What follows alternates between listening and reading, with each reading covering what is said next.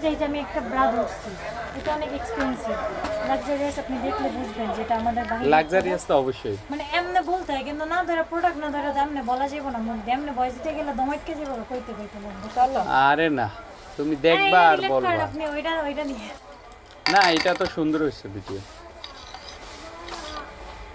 এই যে দেখো, প্রত্যেকটা ভিডিও আমি যে ক্যাবিনেট দেখে দেখে দেখে দেখে দেখে আমি ভিডিওটা করছি।